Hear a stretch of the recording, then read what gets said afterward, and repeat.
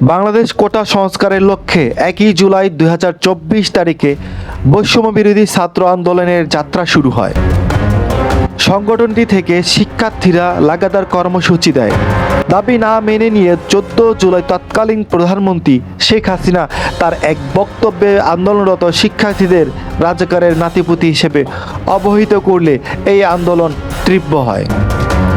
এরপর সরকারের নির্দেশে আন্দোলনকারী শিক্ষার্থীদের ওপর চালানো হয় অমানবিক নির্যাতন, গণগ্রেপ্তার, হামলা, মামলা, গুম এবং নির্বিচারে হত্যা। আন্দোলনের প্রাণহানিকে জুলাই গণহত্যা আখ্যা দিয়ে নয়, দফা দাবিতে আন্দোলন অব্যাহত রেখে ছাত্র জনতা। জুলাই জুড়ে আন্দোলন চলেছে। আন্দোলনের মাঝে উত্তপ্ত পরিস্থিতিতে প্রাণ গিয়েছে বহু শিক্ষার্থীর। সেই কারণেই আগস্ট শুরু হলেও নিজেদের দাবি পূরণ না হওয়া পর্যন্ত আগস্ট মাসের দিনগুলোকে জুলাই হিসেবে গণনা করেন বিক্ষোভকারীরা। তারপর গণ অভ্যুত্থানের মুখে 5ই আগস্ট শেখ হাসিনা পদত্যাগ করে এবং বাংলাদেশ থেকে পালিয়ে ভারতে আশ্রয় নেয়। আন্দোলনের সফলতাকে আন্দোলনকারীরা দ্বিতীয় স্বাধীনতা এবং এই দিনটিকে 36শে জুলাই হিসেবে স্বীকৃতি দেন। বাংলাদেশের বর্তমান রাজনৈতিক পরিস্থিতি এক নতুন মোড়ে প্রবেশ করেছে, যেখানে আন্দোলন শুধু দাবি দেওয়া আদায়ের জন্য নয়, বরং সরকারকে চাপে রাখার একটি কৌশল হিসেবে ব্যবহৃত হচ্ছে। অতীতে সরকার আন্দোলনের দমনে কঠোর ব্যবস্থা নিতে লাঠিচার্জ, গ্রেপ্তার বা পুলিশি অভিযান ছিল সাধারণ ঘটনা, কিন্তু বর্তমানে এই দমন পীড়নের প্রবণতা তুলনামূলকভাবে কম দেখা যাচ্ছে। ফলে জনগণ এবং বিভিন্ন গোষ্ঠী আগের চেয়ে আরও স্বাধীনভাবে নিজেদের মত প্রকাশ করতে পারছে, যা আন্দোলনকে নতুন মাত্রা দিয়েছে।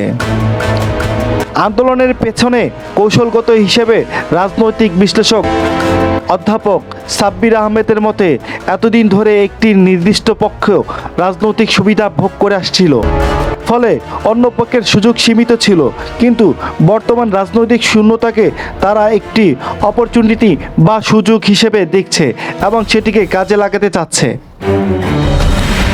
এই সুযোগকে ব্যবহার করে তারা আন্দোলনের মাধ্যমে সরকারকে বিভিন্ন দাবি মেনে নিতে বাধ্য করার চেষ্টা করছে। অতীতে আন্দোলনগুলো অনেক সময় সরাসরি দমন করা হলেও এখন সেই কঠোর দমননীতি নেই, বরং সরকার কিছুটা নীরব পর্যবেক্ষণের ভূমিকায় আছে। তাই আন্দোলনকারীরা আরও উৎসাহিত হয়ে রাজপথে অবস্থান নিচ্ছে, বিভিন্ন ইস্যুকে সামনে এনে সরকারকে চাপে ফেলছে এবং নিজেকে স্বার্থ আদায়ের চেষ্টা করছে। রাজনৈতিক টানপোড়েন ও সরকারের করণীয়। বর্তমান অনির্বাচিত সরকার এই আন্দোলনগুলোকে কিভাবে সামাল দেবে, সেটি একটি বড় প্রশ্ন। যদি সরকার সরাসরি শক্তি প্রয়োগ করে, তাহলে আন্তর্জাতিক এবং আভ্যন্তরীণ চাপের মুখে পড়তে পারে। আবার যদি আন্দোলনকে লাগামহীনভাবে চলতে দেয়, তবে রাষ্ট্র পরিচালনায় জটিলতা তৈরি হতে পারে।